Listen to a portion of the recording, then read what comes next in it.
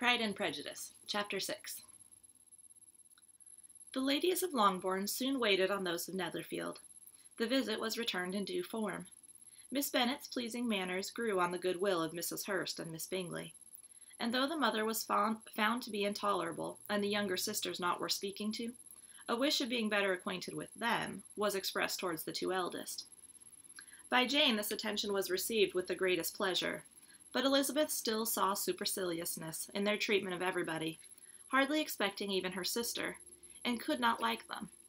Though their kindness to Jane, such as it was, had a value, as arising in all probability from the influence of their brother's admiration. It was generally evident whenever they met that he did admire her, and to her it was equally evident that Jane was yielding to the preference which she had begun to entertain for him from the first, and was in a way to be very much in love. But she considered with pleasure that it was not likely to be discovered by the world in general, since Jane united with great strength of feeling, a composure of temper, and a uniform cheerfulness of manner, which would guard her from the suspicions of the impertinent. She mentioned this to her friend Miss Lucas. "It may perhaps be pleasant," replied Charlotte, "to be able to impose on the public in such a case, but it is sometimes a disadvantage to be so very guarded. If a woman conceals her affection with the same skill from the object of it, she may lose the opportunity of fixing him, and it will then be but poor consolation to believe the world equally in the dark. There's so much of gratitude or vanity in almost every attachment, that it is not safe to leave any to itself. We can all begin freely. A slight preference is natural enough, but there are very few of us who have heart enough to be really in love without encouragement. In 9 cases out of 10, a woman had better show more affection than she feels. Bingley likes your sister undoubtedly, but he may never do more than like her, if she does not help him on. But she does help him on, as much as her nature will allow. If I can perceive her regard for him, he must be a simpleton indeed not to discover it too. Remember, Eliza, that he does not know Jane's disposition as you do. But if a woman is partial to a man, and does not endeavor to conceal it, he must find it out. Perhaps he must, if he sees enough of her. But though Bingley and Jane meet tolerably often, it is never for many hours together, and as they always see each other in large mixed parties, it is impossible that every moment should be employed in conversing together. Jane should therefore make the most of every half-hour in which she can command his attention. When she is secure of him, there will be leisure for falling in love as much as she chooses." "Your plan is a good one," replied Elizabeth, "where nothing is in question but the desire of being well married, and if I were determined to get a rich husband, or any husband, I dare say I should adopt it. But these are not Jane's feelings. She is not acting by design. As yet, she cannot even be certain of the degree of her own regard, nor of its reasonableness. She has known him only a fortnight. She danced 4 dances with him at Meryton. She saw him one morning at his own house, and has since dined in company with him 4 times. This is not quite enough to make her understand his character." "Not as you represent it. Had she merely dined with him, she might only have discovered whether he had a good appetite. But you must remember that 4 evenings have been also spent together, and 4 evenings may do a great deal." "Yes, these 4 evenings have enabled them to ascertain that they both like Vinteuil better than commerce. But with respect to any other leading characteristic, I do not imagine that much has been unfolded." "Well," said Charlotte, "I wish Jane success with all my heart, and if she were married to him tomorrow, I should think she had as good a chance of happiness as if she were to be studying his character for a 12-month. Happiness in marriage is entirely a matter of chance.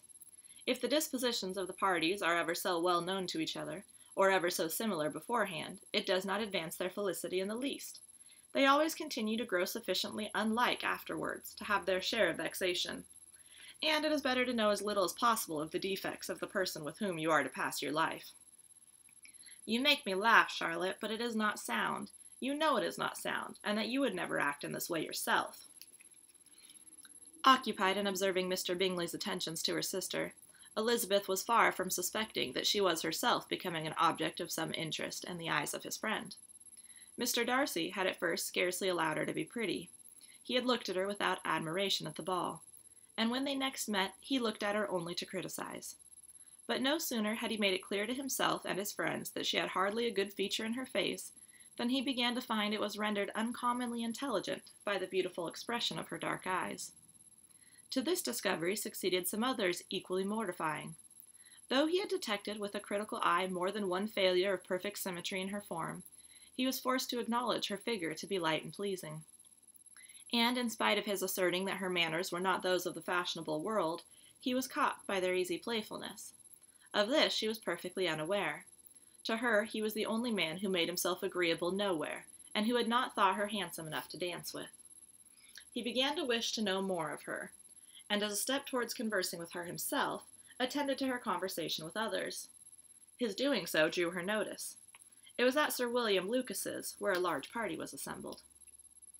"What does Mr. Darcy mean," said she to Charlotte, "by listening to my conversation with Colonel Foster?" "That is a question which Mr. Darcy only can answer." "But if he does it any more, I shall certainly let him know that I see what he is about. He has a very satirical eye, and if I do not begin by being impertinent myself, I shall soon grow afraid of him." On his approaching them soon afterwards, though without seeming to have any intention of speaking, Miss Lucas defied her friend to mention such a subject to him, which, immediately provoking Elizabeth to do it, she turned to him and said, "Did not you think, Mr. Darcy, that I expressed myself uncommonly well just now, when I was teasing Colonel Forster to give us a ball at Meryton?" "With great energy, but it is a subject which always makes a lady energetic." "You are severe on us." "It will be her turn soon to be teased," said Miss Lucas. "I am going to open the instrument, Eliza, and you know what follows." "You are a very strange creature by way of a friend, always wanting me to play and sing before anybody and everybody. If my vanity had taken a musical turn, you would have been invaluable. But as it is, I would really rather not sit down before those who must be in the habit of hearing the very best performers." On Miss Lucas's persevering, however, she added, "Very well, if it must be so, it must." And gravely glancing at Mr. Darcy, "There's a fine old saying, which everybody here is of course familiar with, 'Keep your breath to cool your porridge,' and I shall keep mine to swell my song." Her performance was pleasing, though by no means capital. After a song or two, and before she could reply to the entreaties of several that she would sing again, she was eagerly succeeded at the instrument by her sister Mary, who having, in consequence of being the only plain one in the family, worked hard for knowledge and accomplishments, was always impatient for display. Mary had neither genius nor taste, and though vanity had given her application, it had given her likewise a pedantic air and conceited manner, which would have injured a higher degree of excellence than she had reached. Elizabeth, easy and unaffected, had been listened to with much more pleasure, though not playing half so well, and Mary, at the end of a long concerto, was glad to purchase praise and gratitude by Scotch and Irish airs, at the request of her younger sisters, who with some of the Lucases and 2 or 3 officers joined eagerly in dancing at one end of the room. Mr. Darcy stood near them in silent indignation at such a mode of passing the evening, to the exclusion of all conversation, and was too much engrossed by his own thoughts to perceive that Sir William Lucas was his neighbour, till Sir William thus began. "What a charming amusement for young people this is, Mr. Darcy. There's nothing like dancing after all. I consider it as one of the first refinements of polished societies." "Certainly, sir, and it has the advantage also of being in vogue amongst the less polished societies of the world. Every savage can dance." Sir William only smiled. "Your friend performs delightfully," he continued after a pause, on seeing Bingley join the group, "and I doubt not that you are an adept in the science yourself, Mr. Darcy." "You saw me dance at Meryton, I believe, sir." "Yes, indeed, and received no inconsiderable pleasure from the sight. Do you often dance at St. James's?" "Never, sir." "Do you not think it would be a proper compliment to the place?" "It is a compliment which I never pay to any place if I can avoid it." "You have a house in town, I conclude?" Mr. Darcy bowed. "I had once some thoughts of fixing in town myself, for I am fond of superior society, but I did not feel quite certain that the air of London would agree with Lady Lucas." He paused in hopes of an answer, but his companion was not disposed to make any, and Elizabeth, at that instant moving towards them, he was struck with the notion of doing a very gallant thing, and called out to her, "My dear Miss Eliza, why are you not dancing? Mr. Darcy, you must allow me to present this young lady to you as a very desirable partner. You cannot refuse to dance, I am sure, when so much beauty is before you." And taking her hand, he would have given it to Mr. Darcy, who, though extremely surprised, was not unwilling to receive it, when she instantly drew back, and said with some discomposure to Sir William, "Indeed, sir, I have not the least intention of dancing. I entreat you not to suppose that I move this way in order to beg for a partner." Mr. Darcy, with grave propriety, requested to be allowed the honor of her hand, but in vain. Elizabeth was determined, nor did Sir William at all shake her purpose by his attempt at persuasion. "You excel so much in the dance, Miss Eliza, that it is cruel to deny me the happiness of seeing you, and though this gentleman dislikes the amusement in general, he can have no objection, I'm sure, to oblige us for 1/2 hour." "Mr. Darcy is all politeness," said Elizabeth, smiling. "He is indeed, but considering the inducement, my dear Eliza, we cannot wonder at his complaisance, for who would object to such a partner?" Elizabeth looked archly and turned away. Her resistance had not injured her with the gentleman, and he was thinking of her with some complacency when thus accosted by Miss Bingley. "I can guess the subject of your reverie." "I should imagine not." "You are considering how insupportable it would be to pass many evenings in this manner, in such society, and indeed I am quite of your opinion.